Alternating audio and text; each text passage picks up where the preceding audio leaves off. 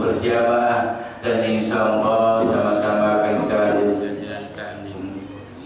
Tentu besar harapan dan doa kita bersama, mudah-mudahan apa yang telah kita laksanakan dan apa yang akan kita laksanakan, semua amal ibadah kita diterima oleh Allah Subhanahu wa Ta'ala. Amin ya rabbal alamin. Salawat dan salam atas junjungan kita yang besar Muhammad sallallahu alaihi wasallam beserta keluarga dan sahabatnya dan juga untuk para pengikutnya hingga akhir zaman. Amin ya rabbal alamin. Baik Bapak dan Ibu yang dirahmati Allah, pada kalian kita pada pagi hari ini sama-sama kita awali dengan baca basmalah. Bismillahirrahmanirrahim. Ustaz Ibu saudara.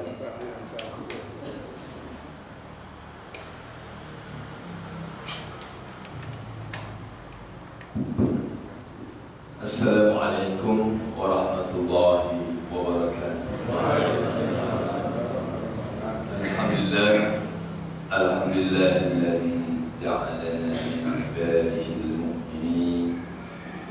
Wassalatu wassalamu ala nabiyyina Muhammadin khairil mursalin wa ala alihi wa sahbihi ajma'in. Bapak, Ibu, jamaah salat subuh berjamaah yang dimuliakan Allah Subhanahu wa Ta'ala. Pertama, mari kita senantiasa bersyukur kepada Allah atas segala nikmatnya yang tak terhingga. Allahul ladzi khalaqana liyus'ada. Dialah Allah yang menciptakan kita untuk kebahagiaan. Wa huwal mu'ti alladzi la yus'al. Dialah Allah yang Maha Pemberi walaupun tidak diminta. Bapak Ibu, Allah itu Maha Pemberi walaupun tidak diminta. Bapak-bapak, ibu-ibu, dulu minta lahir nggak ke dunia? Jawab. Bapak Ibu, ya. Dulu pernah minta lahir nggak ke dunia? Minta. Enggak. Oh iya ada. Minta dari mana ya?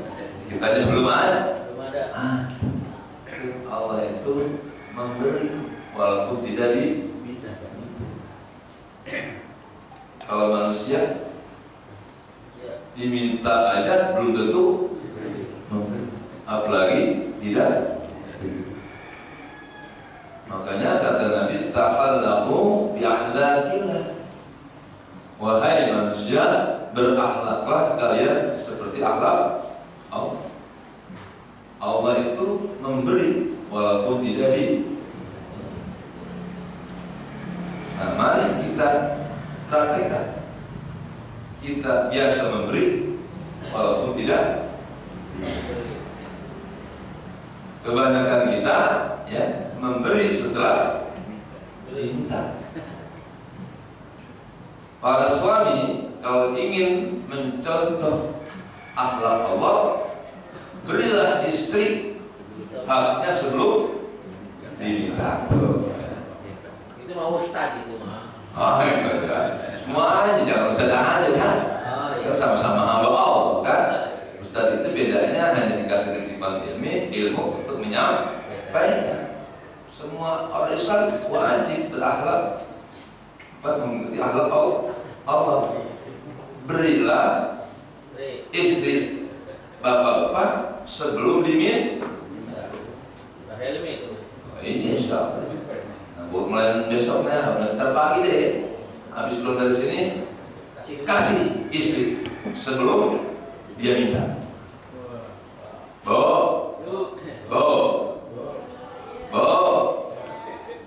Ibu juga harus mencontoh akhlak Allah. Kasih suami sebelum diminta. Paham Pak? Paham ya? Cakep Pak ya? Jadi suami inginnya memberi sebelum istri minta. Istri pun harus begitu. kasih suami sebelum Tak. kadang-kadang mohon maaf nih ya. Ya Allah, suaminya minta mulu, istrinya kagak mau ngasih. Itu yang bikin konflik ya, yang bikin masalah. Akhirnya banyak dah permasalahan rumah tangga banyak ya. Gara-gara apa? Ibu tidak mau memberi. Berarti ngasih duit. Oh ya. Jadi siapa yang salah nih?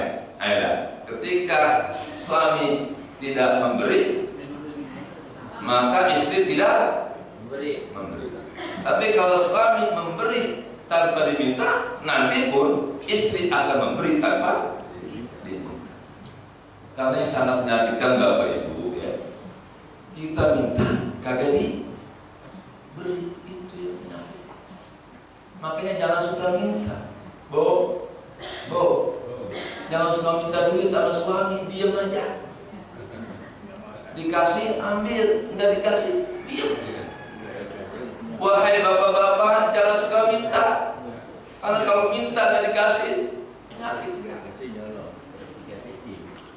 Nah, saling memberi aja dah.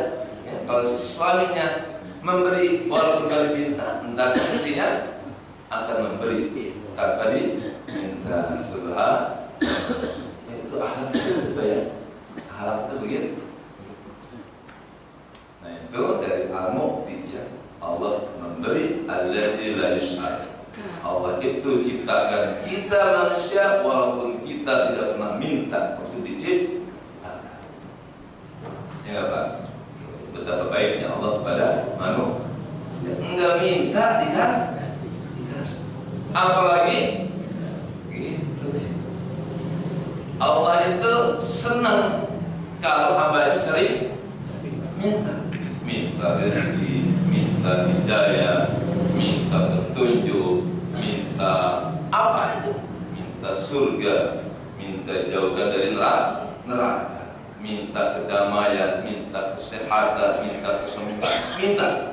Allah semakin senang jika hambanya sering meminta. Mari kita contoh juga akhlak Allah. Allah itu senang kalau sering diminta. Nah sekarang kita gimana? Ayo jujur aja Pak. Kalau ada minta-minta Pak, setiap hari lewat rumah Bapak, dia lagi. Apa kata Bapak? Jujur. Apa dikasih terus? Besok datang lagi. Apa berbulan-bulan dia lagi.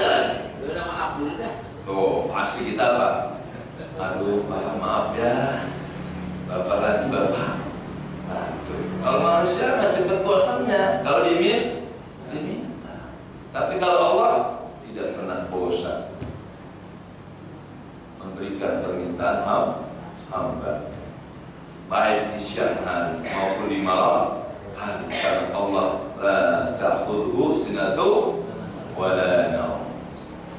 Kalau kita minta-minta jam 1 malam Pak, kira-kira gimana Pak pintu? Tetap. Assalamualaikum Pak Helmi. Bukan pintu. Ada minta. Asya, sehingga dia ya lu lagi kali pagi udah datang, siang datang, sampai jam 1 malam dia datang minta bantu. Kalau manusia Pak pasti datang, aduh lu nggak buat apa sih ya. Tapi Allah tidak pernah bosan menerima kebutuhan hamba kapan saja, di mana saja. Kenapa? Allah la ta'khudhuhu sinatun wa la naum. Nah, akhlak Allah itu ada dalam Al-Qur'an. Itu firman-firman Allah adalah akhlak-akhlak Allah. Kenapa Nabi kita Muhammad menjadi orang termulia di dunia? Karena seluruh akhlak Allah yang ada dalam Al-Qur'an diadopsi oleh Nabi kita Muhammad Sallallahu Alaihi Wasallam. Nah, kita pun sebagai umat Nabi Muhammad kalau mampu mengambil sedikit aja akhlak Nabi kita Muhammad, ya Allah, minimal ya kita pahami itu Bapak Ibu nama-nama Allah Subhanahu wa Ta'ala. Setiap nama itu menjadi pancaran akhlak ilahi. Contohnya, Ya Halim, itu nama Allah bukan? Ya Halim, apa ya Halim? Allah itu zat yang tidak cepat marah. Allah zat yang tidak cepat menghukum.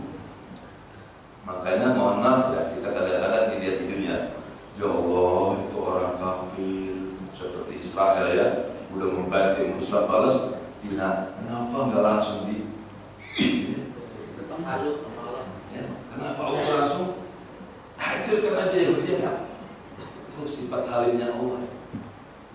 Sama Yahudi yang sudah membanting Islam aja masih ditunggu, siapa tahu ada masuk Islam.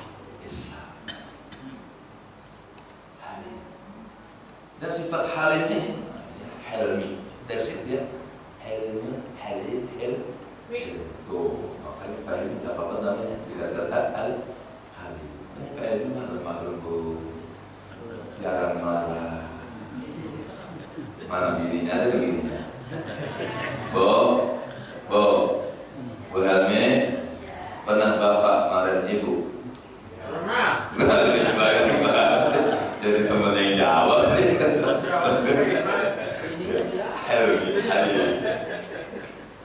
Nama Nabi itu Abdul Halim, itu nama.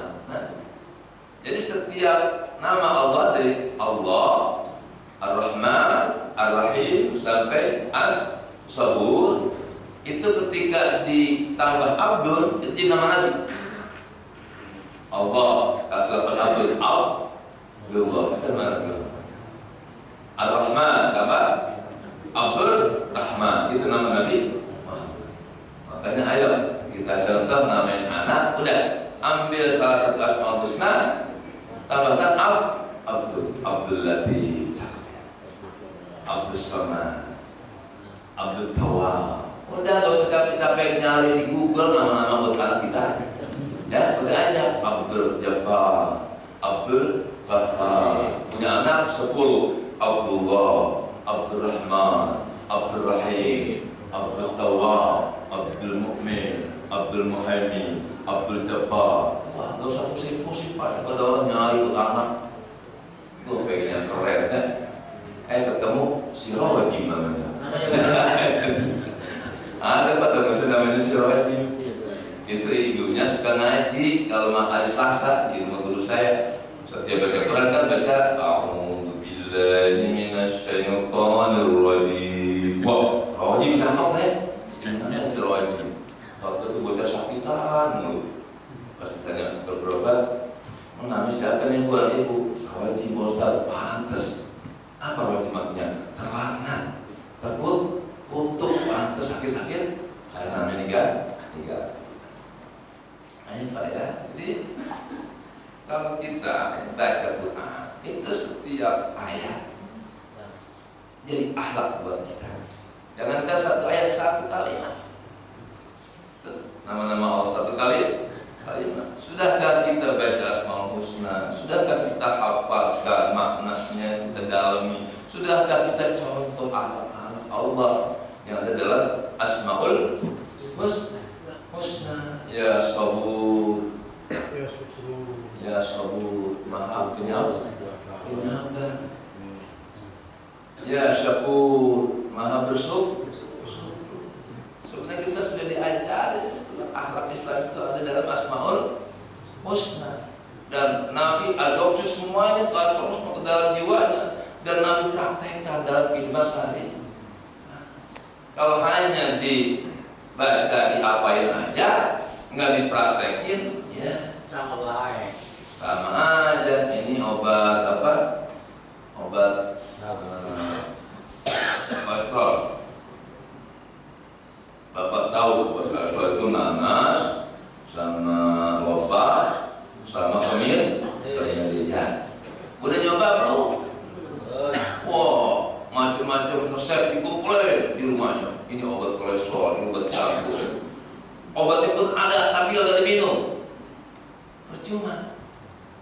Saya belum lama kolesterol asam saya tinggi. wah saya minum obat simpetitin, apalagi kunoral, aduh lama banget. Namanya dapat dari temen, Ustaz coba deh nanas, babak, kemiri 3, teh jus. Langsung Pak, malam saya minum, jam 10 saya cek darah normal. Ya Allah. Jadi kalau sudah tahu resep, minum obatnya. Walaupun Pak, kalau Bapak habis ngaji satu ayat Quran ataupun hadis dapat dari seorang alim, pahit ataupun tidak pahit, telan tuh ayat, amalin. Baru ada khasiat. Walaupun Bapak ngaji setiap hari, baca Quran setiap hari, tapi yang dibaca, yang dikaji enggak dipraktekin, ya percuma. Bahkan akan diancam oleh Allah. Kabura maqtan indallah an taqulu ma la taf'al. Begitu besar murka Allah terhadap seorang hamba yang hanya tahu tapi tidak mau mengamalkan ilmu. Nah, sekarang kita sudah masuk ke musim haji. Apa yang harus dilaksanakan oleh umat Islam kalau musim haji datang? Satu, ibadah haji. Kedua, puasa. Tuh, orang-orang haji kita puasa. Ketiga, kurban. Nah, mampu nggak ya? Setelah pengajian ini yang akan kita bahas ya, tentang apa yang kita lakukan pada musim haji ini. Satu, haji bagi yang sudah setor ya, sudah dapat panggilan. Alhamdulillah sudah banyak yang di Madinah Pak, karena tanggal 7 Maret sudah terbang jemaah haji kita sudah sampai ke Madinah. Sekarang tanggal berapa? Tanggal 7 Maret sudah di Madinah. Hari itu sekarang 8, 9, 10, 11, 12, 13 Pak. Udah 7 hari. Berarti tinggal 2 hari lagi nih yang di Madinah. Tidak ke Mekah. Nih, sudah kita sudah 7 hari melaksanakan sholat berjamaah. Kalau 7 hari berapa waktu berarti itu? Baru 35. Yang dikejar berapa? 40. Makanya disebut arba'in. Kalau Bapak berapa rakaat di berapa waktu di sini sholat jamaahnya? Kalau setahun berjamaah terus bukan arba'in lagi. 8 hari itu arba'in. Kalau Bapak sebulan aja berjamaah di sini, sebulan berapa hari? 30 hari ya. Kali 5 berapa? 3 kali 5 105. Berarti Bapak Ibu sudah melaksanakan sholat mi'ah wa khamsin. Tuh ya. Udah arba'in lagi mi'ah wa khamsin.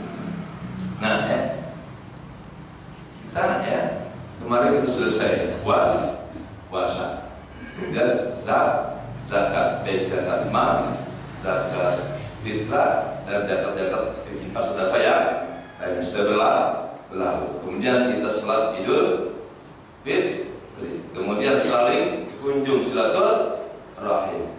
Pak, sekarang mulai lagi. Inilah umat Islam kan nggak pernah nganggur ya. Memang Allah sabda Ka'bah firmankan, fa idza faradta apabila kamu telah selesai mengerjakan suatu amalan, hai Muhammad, fansab, kerjakannya lain. Umat Islam nggak pernah nganggur. Puasa sebulan selesai, sekarang haji. Jadi Pak, yang bikin ramai dunia adalah umat Islam. Jadi setiap perintah Allah tuh ternyata untuk kebahagiaan semua manusia. Allah perintahkan puasa, siapa yang bahagia? Semua orang kan, baik orang kafirnya ikut bahagia. Perintah puasa hanya untuk orang beriman, tapi manfaatnya bukan didapati oleh orang beriman saja. Orang kafir pun tak. Nah, kemarin yang mendapatkan apa? Coba ketika pulang kampung kemarin, kereta habis ya tiketnya. Habis ya. Pesawat? Oh, habis juga. Habis. kebanyakan orang Islam, orang kafir. Yang mudik siapa? Yang dapat duit? Siapa? Itu Allah ya, satu perintah puasa itu perekonomian dunia muter. Amerika dapat nggak manfaat dari puasa? Wow, Cina? Oh, yang puasa siapa? Orang Indonesia. Tapi duit yang ambil siapa? Sekarang gini kan, kalau ibu belanja ke Indomaret, ke apalagi bu, Carrefour, apalagi bu, tempat belanja, Matahari, apalagi? Nah, lihat, itu bahan-bahan bakunya dari mana? Impor. Berapa triliun Pak bahan baku yang dikirim untuk memenuhi kebutuhan manusia Indonesia berbuka puasa dari berbagai negara datang ke Indonesia untuk memenuhi kebutuhan umat Islam yang berpuasa. Baju, kira-kira se-Indonesia ini berapa triliun itu baju? Di Cipulir aja kayak banyak banget ya. Di Tamrin City, Tanah apa? Itu satu perintah puasa. Allah gerakan seluruh umat manusia di dunia. Nah, sekarang haji, lihat perputaran ekonomi di dunia Pak. Di Mekah terutama. Nah, di sini kenapa? Mekah adalah kota yang mubarak, yang penuh dengan keberkahan. Lihat yang menunaikan haji umat Islam, tapi yang mengambil keuntungan berapa Pak pesawat dari seluruh dunia menuju Mekah Madinah. Indonesia aja kemarin berapa kali membutuhkan bahan bakar? Saya baca di koran 840 juta. Ya, berapa miliar Pak Indonesia aja. Sewa pesawatnya berapa? Pramugaranya ya Allah, dengan perintah haji semua manusia dapat kebahagiaan. Berapa kambing yang bakal dipotong? Berapa unta? Tukang potongnya dapat keuntungan. Subhanallah ya Allah. Allah itu kalau sudah berkehendak ya, dengan perintah haji semua manusia dapat kenikmatan. Dengan puasa semua manusia dapat kenikmatan. Dengan zakat, infak, sedekah, kaya miskin tidak ada bedanya. Orang miskin jadi kaya gara-gara orang kaya bayar. Dengan haji Pak, semua instansi ikut. Depan Kementerian Agama, panitia, Kementerian Perhubungan, pesawat, Polri, keamanan, Menteri Kesehatan jemaah haji, Pak Peri, Menteri Petani, Pak terkait semua dengan satu perintah haji. Allah hanya perintahkan kepada Ibrahim, wa adzin fin nasi bil haji ya'tuka rijalan wa 'ala kulli dhamirin ya'tina min kulli fajjin amiq. Wahai Ibrahim, serulah kepada semua umat manusia di dunia ini, nanti mereka akan berdatangan dari seluruh penjuru dunia ke rumahku ini, kata Allah. Ya Rabb, kaifa unadin nas wa sauti la yanfuluhum. Ya Allah, bagaimana mungkin saya bisa menyeru semua manusia di dunia sementara suara saya tidak akan sampai kepada mereka. Ibrahim setelah selesai bangun Ka'bah, Allah perintahkan, wahai Ibrahim, panggil seluruh manusia yang ada di dunia untuk haji. Ya Allah, bagaimana manggilnya? Saya ini di sebuah lembah di sekitar Ka'bah itu gunung-gunung yang tinggi. Bagaimana suara saya akan sampai kepada seluruh manusia di dunia? Wahai Ibrahim, nadi wa alaina al-balagh. Ente tugasnya panggil aja. Aku yang menyampaikan manusia. Benar Pak, Nabi Ibrahim naik ke sofa, langsung panggil, ayuhan nas, innallaha qad ittahada lahu baitan fahajju.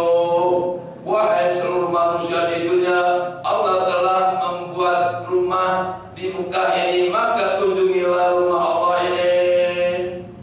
Fatawa'at al-jibal kulluha, lalu gunung-gunung yang ada di sekitar Mekah dan seluruh gunung yang ada di bumi tawa'at, mendepak. Jadi hanya Ibrahim yang paling tinggi. Maka suara Ibrahim terdengar oleh seluruh manusia di dunia sampai orang komplek Baqarah. Kemudian Ibrahim, ada yang berangkat kan jemaah sini? Ada berapa orang yang berangkat haji jemaah kita? Udah pada haji semua. Oh, enggak, jangan tahun ini yang berangkat aja. Belum ada. Ada? Ada satu.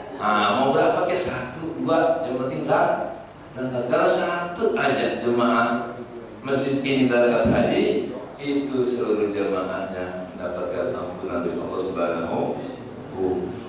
Makanya untung banget yang haji siapa? Yang dapat ampunan, bukan hanya yang haji. Karena mereka itu apa di Arafat ya? Allahumma ighfir lil mu'minina wal mu'minat ya.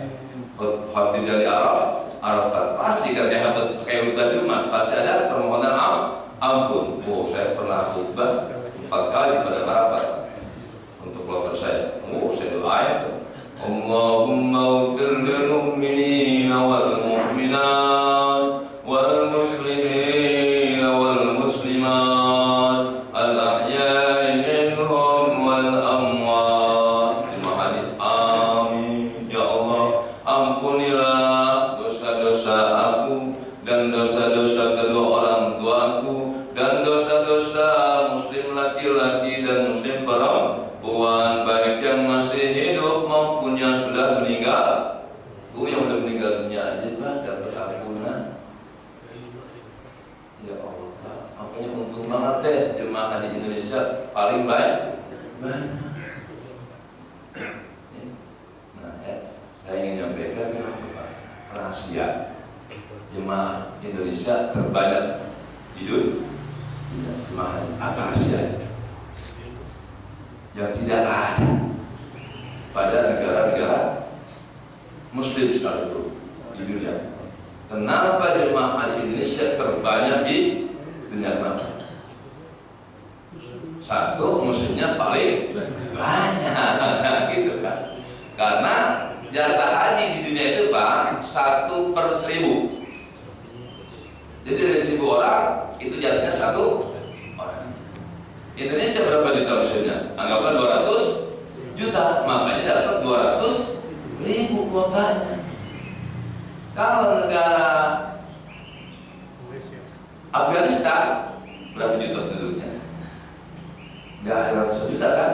Pada 50 juta, berarti jatahnya 50.000. Kalau Singapura yang paling dikit ya, anggaplah ke Singapura kayak Jakarta aja bedanya ya. Anggaplah ada 10 juta, berarti hanya jatahnya 10.000. Indonesia jemaah haji terbanyak kenapa? Kuotanya 1/1000. 1.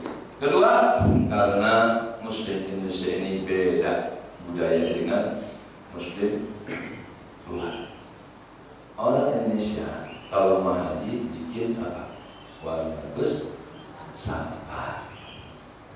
Saya pengalaman pribadi saya Pak, tertarik pengen naik haji itu bukan karena saya belajar di sekolahan, bukan, atau saya diskusi haji di kampus, bukan.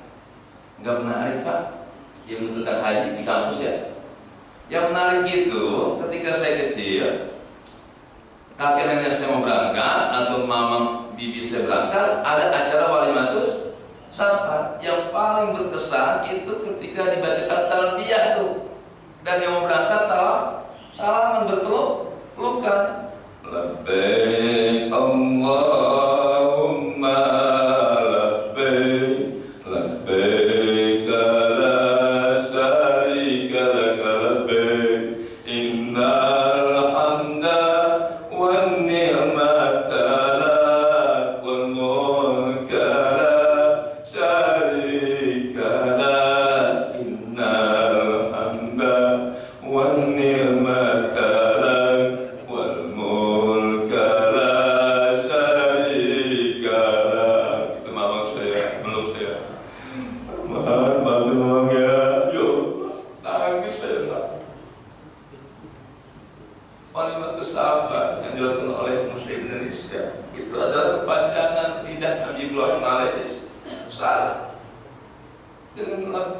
dibacakan di acara Wali Safa.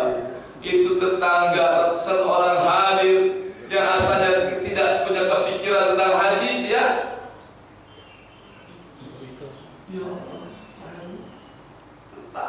awalnya nggak ada pikiran buat haji. Orang kampung-kampung saya dulu kan nggak punya duit, Kak, yang banyak tanah ya kan? Akhirnya apa? Ya, saya juga pengen berangkat tahun depan, berapa meter Kiai Haji itu? Ya nggak banyak, 1000 meter aja. Silahkan ambil 1000 meter Kiai, yang penting segera. Tuh. Jadi ketertarikan melihat calon jemaah yang mau berangkat, dia kumpulin dalam acara Walimatus Safa. Dia baca Yasin di situ, baca zikir di situ, baca maulid di situ, ada nasihat, pengalaman alim ulama dalam berhaji, diceritakan tentang di Mekah begini, di Madinah begini. Saya waktu kecil sudah dengerin. Langsung, ya Allah, hamba kepengen haji, tapi gimana ya Allah caranya? Karena orang tua kan udah habis.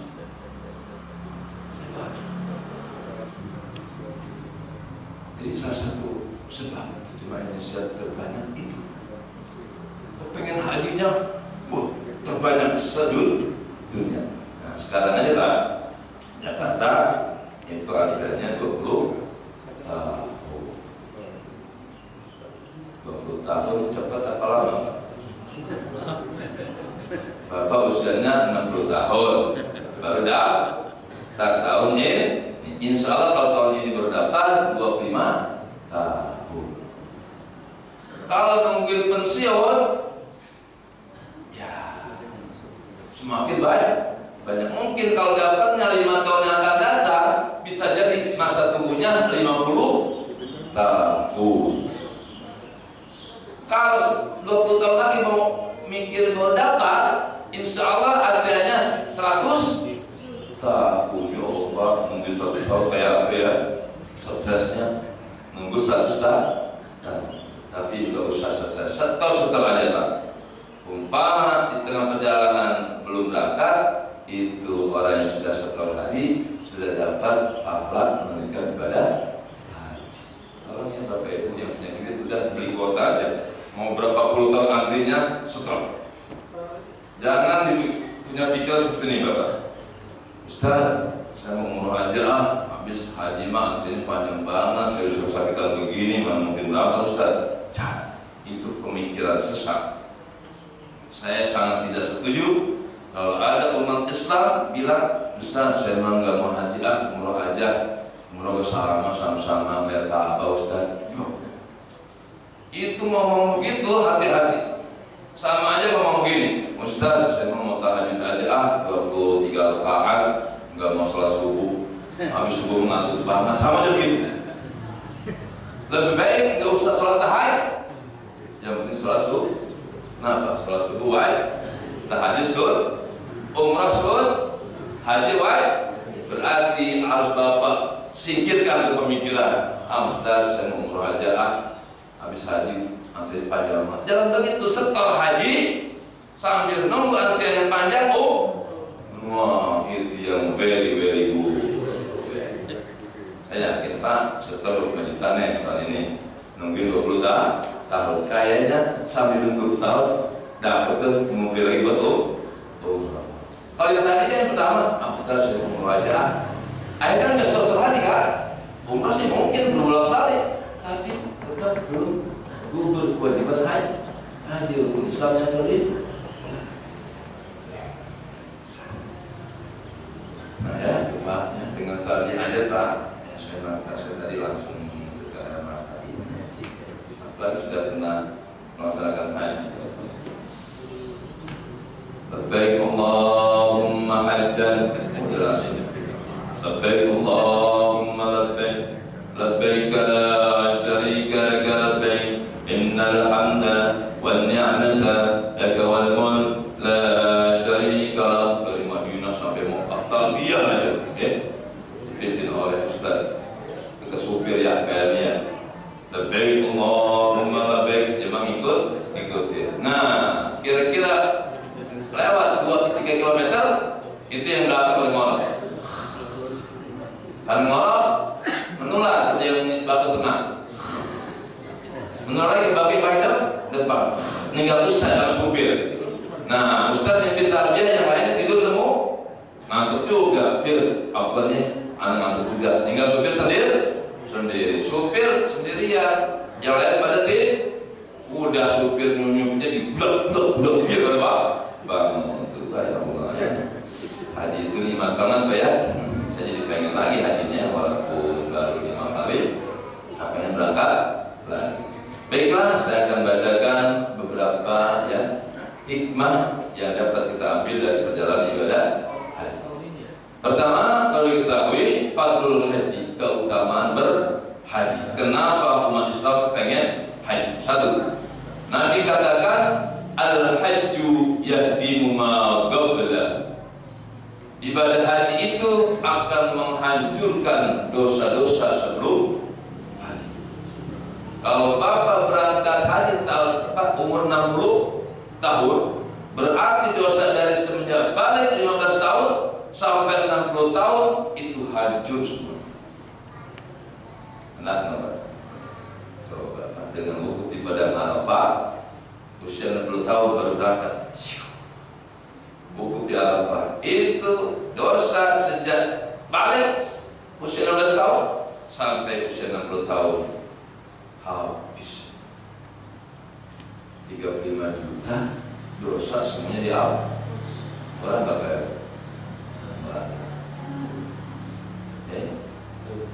Jadi dalam rangka pengampunan dosa. Orang kalau sudah dosa diampuni senang nggak? Nih para nabi yang di penjara, kalau Agustusan ada remisi atau ada lagi yang dimaafkan namanya amnesti. Ya Allah, kayak apa senangnya tuh para nabi. Nah, kita pun ketika sudah wukuf di Padang Arafah, dosa-dosa kita sudah diampuni oleh Allah. Makanya orang yang pulang haji rata-rata pada senyum, bahagia. Kenapa? Bebas dari beban. Yang bikin hidup ini sengsara, Bapak Ibu, karena kita terkungkung dengan dosa kita masing-masing. Seorang suami kalau punya dosa sama istri, enak nggak pulang ke rumah? Nggak enak, nyesek. Ya, jangan bini gua marah. Mau pulang kantor, pulang jangan, nggak pulang makan lagi, pulang. Tuh, kalau punya dosa Pak, pulang salah, nggak pulang. Tapi kalau suami sudah dimaafin kesalahannya sama istri, pulang kantor, assalamualaikum, Pak, disambut dengan baik. Jadi kalau hidup tanpa dosa, that is the happiness. Itulah kebahagiaan. Ya. Nah sekarang kita baca. Habis langsung saya dengan Pak Helmi tadi ketemu. Assalamualaikum Ustaz. Yuk, kenapa tuh saya ketemu Pak Helmi begitu bahagia? Tidak ada dosa di antara kita. Coba Pak Helmi, kalau saya punya utang 1 juta sama Pak Helmi belum bayar sekian tahun sama Pak Helmi.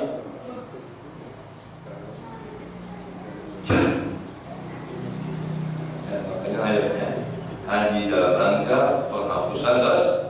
Al-hajju yahdimu ma qabla. Bahkan dosa terbesar bagi seorang manusia adalah setelah dia wukuf di Arafah, dia masih ragu-ragu dosanya diampuni atau tidak. Keraguan terhadap ampunan dosa itu adalah dosa terbesar. Ya. Jadi kalau sudah di Padang Arafah, Pak, bilang ke jemaah bahwa dosa-dosa kalian semua telah diampuni Allah Subhanahu wa Ta'ala. Justru dosa terbesar adalah dosanya orang yang meragukan akan ampunan Allah bagi orang yang wukuf di Padang Arafah. Ragu-ragu terhadap ampunan Allah, itulah dosa terbesar dalam hidup. Tapi minta ampun, tapi artinya sudah membuat dosa kepada itu dosa terbesar. Nggak Nggak boleh ragu-ragu. Innal kaba'ira fil ghufranika lamani. Kata dosa besar dihadapkan dengan ampunan Allah. Tidak ada apa-apa.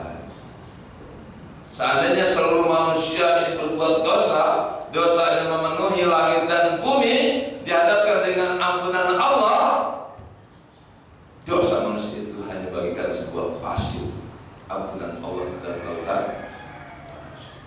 Makanya nggak boleh putus asa ya dari ampunan Allah Subhanahu wa Ta'ala, sebesar apapun dosa kita. Kedua, al-hajj ya'ud ba'da haji ka yaumin waladathu ummuh. Tuh. Jadi Nabi, orang yang berhaji setelah selesai menunaikan ibadah hajinya dan dia pulang ke tanah air, itu dosanya bersih bagaikan bayi yang baru lahir dari rahim ibu. Kenapa Pak Nabi bilang ka yaumin waladathu ummuh, seperti bayi yang baru lahir dari perut ibu? Karena bayi itu bersih tanpa dosa. Bayi karena tidak punya dosa, Bapak Ibu, dia tidak pernah bingung mikirin pakaian, mikirin makanan, mikirin minum. Pernah nggak Bapak waktu lahir mikirin pakaian, mikirin makan minum? Tidak. Susu tersedia, makanan tersedia. Siapa yang pusing mikirin bayi? Bapak dan Ibu. Jadi kalau orang itu orang soleh, orang itu nggak akan sibuk mikirin dunia. Justru orang lain yang akan sibuk ngumpulin dunia dan diberikan dunia itu kepada orang soleh. Sebagaimana bayi yang sibuk bapak ibunya, bahkan kakek neneknya, bahkan encingnya, bahkan yang sibuk dokter, bahkan yang sibuk RT, RW, lurah, camat sampai presiden. Lihat, ketika di puskesmas banyak kematian baru meninggal, siapa yang pusing? RT, RW, lurah, camat, gubernur, rapat nih. Termasuk saya, kepala kawan diajak rapat sama kecamatan. Pak Kawan, namanya banyak kematian bayi sekarang lahir ke sekolah. Salah satu sebabnya Pak Kawan adalah Pak, pernikahan di bawah umur. Tuh, dia pernikahan kepala kawan ya, dipanggil saya Pak. Kalau Pak Kawan, kalau kurang umurnya jangan dinikahin aja. Karena ketika anak inilah hamil lahir, ini anak belum siap, maka banyak kematian ketika melahirkan. Akhirnya sekarang Pak, mohon maaf, ada sebuah organisasi mau menambah usia perkawinan. Sekarang yang masih berlaku undang-undang perkawinan itu perempuan 16 tahun, laki-laki 19 tahun. Mau dinaikkan Pak semuanya 21 tahun. 16 tahun aja banyak yang kecolongan. Di bawah 16 tahun masih banyak yang nikah. Kenapa? Hamil dulu. KTP belum gue. Tapi sudah mau nggak mau ada apa? Dinikah. Akhirnya Pak nikah siri dulu dah. Jika Allah kamu diterima kan? Kalau kurang saya nggak pernah menerima pernikahan yang umur kurang 16 tahun. Saya tolak. Walaupun kata yang urus Pak, gimana nih Pak, anak itu udah hamil. Lah masa bodoh? Yang hamil siapa? Ya Pak. Akhirnya masyarakat sekarang gitu ya, enak banget. Pak Ustadz tanggung jawab. Kalau mau nikah anak ini udah hamil. Loh, anak Bapak, kenapa sampai hamil? Ya kan hubungan pergaulan bebas. Kenapa Bapak biarkan anaknya melaksanakan pergaulan bebas? Pas sudah hamil, kan datang ke kantor kami, ingin resmikan. Kita punya undang-undang Pak. Terpenuhi nggak anak Bapak 16 tahun? Baru 14 tahun Ustaz. Ya udah, tunggu 2 tahun lagi. Ini anak baru lahir aja. Susah amat ya. Karena Pak kalau dipermudah, besok teman saya 14 tahun ada dikawinin sama kepala kawan. Ya udah temennya hamil lagi. Jadi apa? Mempermudah aja. Jadi bayi itu ketika lahir tidak pernah berpikir mana pakaian saya, mana makanan saya, mana minuman saya. Itu bayi tenang saya, karena sudah disiapkan oleh orang tuanya dan orang sekitar. Jadi kalau kita jadi hamba Allah yang saleh, yang bertakwa, pasti orang lain sibuk memikirkan kebutuhan hidup kita. Tapi kalau kita orang jahat, Pak, ayo kita orang jahat di kampung ini, ya. Ada enggak tetangga yang mau ngirim makanan? Pak, kalau Bapak terkenal pencuri, Bapak di musim panas begini berteduh di depan rumah seseorang, tapi Bapak sudah terkenal jahatnya, itu tuan rumah keluar nggak ngasih makanan? Nggak bakalan. Jadi orang jahat akan tersiksa, makanannya susah. Tapi orang baik, contohnya orang alim ya mau pergi ke pasar, umpamanya hujan, dia ngeduk di depan rumah Bapak. Anggaplah saya kayak ini ya, saya mau berangkat kemana, kehujanan, saya ngeduk di rumah Pak Helmi, si kehujanan. Tapi saya nggak tutup ke Pak Helmi, ya ngeduk aja kalau hujan. Tak tahu Pak Helmi keluar, Pak Ustaz, tuh, kira-kira Pak Helmi nyuruh masuk gak? Nyuruh masuk, Ustaz, masukin dulu.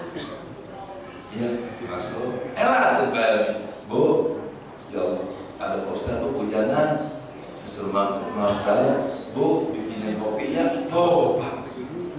Jadi orang baik itu ada aja rezeki. Makanya orang yang berangkat haji, Pak, lillahi ta'ala, itu bukannya makin miskin, makin kaya karena seluruh harta yang dia habiskan untuk haji akan diganti dengan Allah yang berlipat ganda gantinya. Kemudian al-hajju afdalu minal afdalul jihad. Haji adalah jihad yang paling utama. Al-hajju jihadun bila ma'rakatin. Haji adalah jihad tanpa peperangan. Jemaah haji dari Indonesia, Pak, sekarang meninggalkan kampung halamannya, meninggalkan rumahnya, meninggalkan keluarganya, bahkan meninggalkan jabatan, meninggalkan sawah tanahnya hektaran, ditinggalkan. Kenapa ditinggalkan? Ingin menuju Allah. Karena al-hajju adalah menuju Allah. Dia tinggalkan tanah air, apapun yang ia cintai dari dunia ini dia tinggalkan, karena ia lebih cinta kepada Allah Subhanahu wa Ta'ala. Makanya pahala jihad seperti tentara Muslim yang mengambil senjata, dia tinggalkan kampung halamannya untuk berperang melawan orang kafir. Apa resikonya? Kematian. Bukankah haji juga resikonya kematian? Apalagi sekarang Pak, saya baca ya dalam berita 65% jemaah haji Indonesia usianya lanjut. Kalau udah usia lanjut, Pak, di Mekah itu saya lihat, saya sering tugas, itu aki-aki sama nenek-nenek banyak yang masuk ke rumah sakit. Makanya petugas tahun ini sangat repot, karena 65% itu sudah udzur semua. Kalau jemaahnya mudah-mudahan kan enak, Pak, pimpinannya ya tinggal mantau aja. Tapi ketika jemaahnya pakai kursi roda, wah Pak petugas bingung, Pak, sakit, diantar ke rumah sakit, siapa yang nungguin? Wah, dokter pada pingsan, Pak, di rumah sakit Arab Saudi itu, Pak. Kalau haji sudah usia lanjut, tawaf harus pakai kursi roda. Setiap tawaf, Pak, itu bayar 400 real. Itu tawafnya, belum sa'i 400 real lagi. Makanya kalau sudah orang itu siap, haji itu harus banyak duitnya, ya.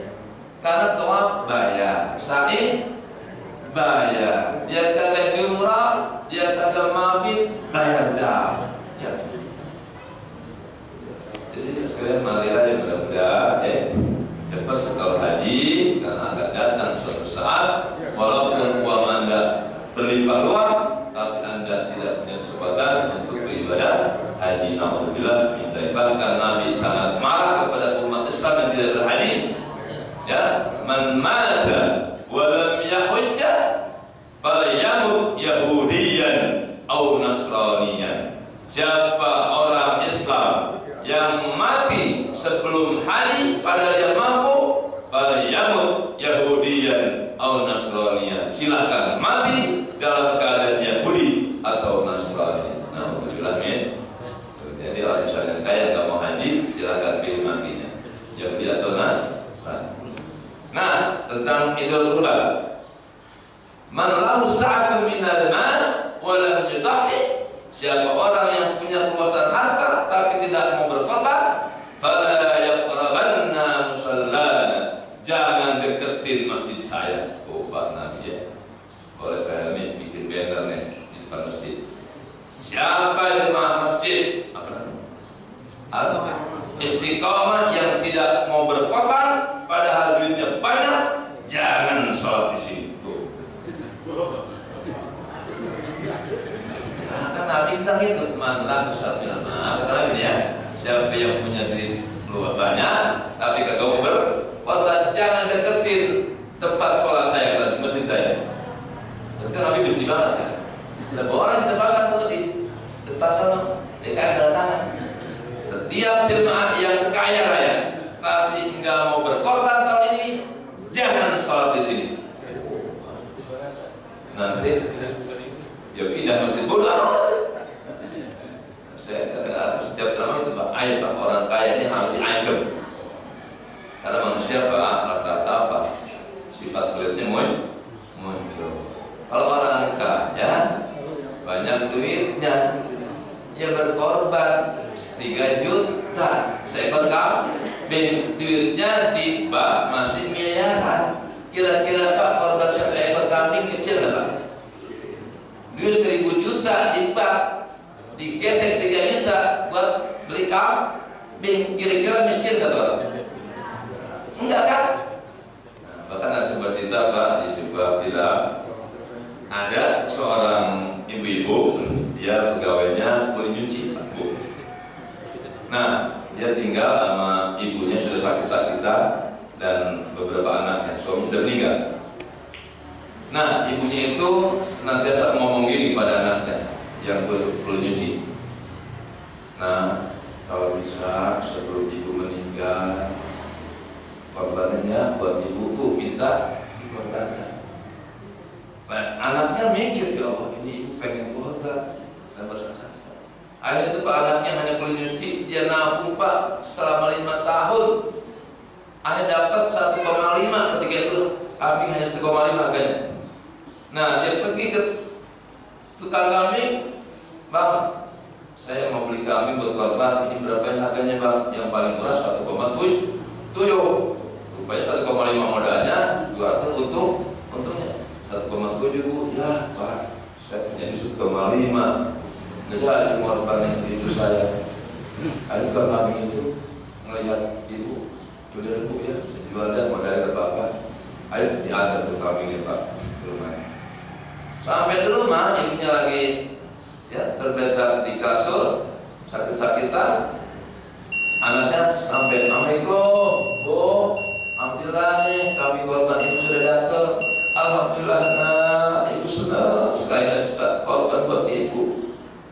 Nah, tukang kambing ini melihat kondisi rumah tukang cuci itu begitu mengenaskan, berpikir dalam hatinya, ya Allah, ini ibu beli kambing buat korban untuk ibunya, dia mampu nabung 5 tahun.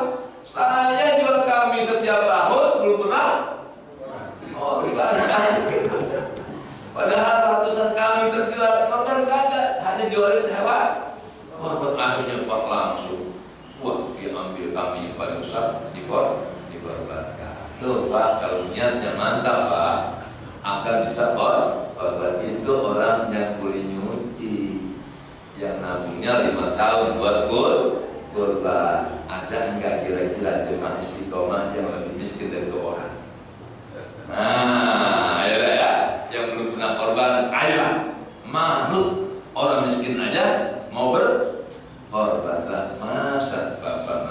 tabungan puluhan juta di bank, kagak mau berkorban, sungguh terlalu. Kata Nabi, jangan deketin musola saya. Oleh Pak bikin banner di depan masjid Al-Istiqomah, jangan deketin masjid Istiqomah. Boleh marah, diketul kait sebagai kepadangan lidah dari Nabi kita Muhammad Sallallahu Alaihi Wasallam. Ya, waktu sudah habis, jalan dapat kita beri pada pagi hari ini. Mudah-mudahan ada manfaatnya. Assalamualaikum warahmatullahi wabarakatuh. Waalaikumsalam warahmatullahi wabarakatuh. Alhamdulillah, saya kasih pada Ustaz Amar Hasan yang telah menyampaikan pelajarannya pagi hari ini, itu terkait masalah akhlak Allah Subhanahu wa taala. Banyak hal yang kita dapatkan, tentunya semuanya untuk meningkatkan keimanan dan ketakwaan kita kepada Allah Subhanahu wa taala. Bapak dan Ibu yang dirahmati Allah, untuk pagi ini mohon maaf mungkin tidak ada tanya jawab karena panitia telah menyediakan sarapan pagi untuk jamaah sekalian. Alhamdulillah berupa bapak nasi uduk, ya nasi uduk. Untuk itu mari sama-sama kita nikmati apa yang telah disiapkan oleh panitia. Dan untuk nanti malam kami mengingatkan peserta talaki, ya talaki jangan sampai lupa untuk hadir di masjid ini. Itu biasa dilaksanakan setelah pada sholat isya. Dan marilah kali kita pada pagi hari ini sama-sama kita tuturkan hamdalah dan doa kafaratul majlis. Alhamdulillahirabbil alamin. Subhanakallahumma wa bihamdika asyhadu an la ilaha illa anta astaghfiruka wa atubu ilaik. Wa billahi taufiq wal hidayah. Wassalamualaikum warahmatullahi wabarakatuh.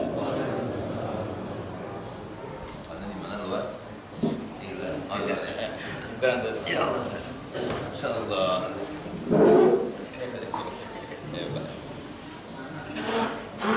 Hebat ya. Kalau seumur hidup.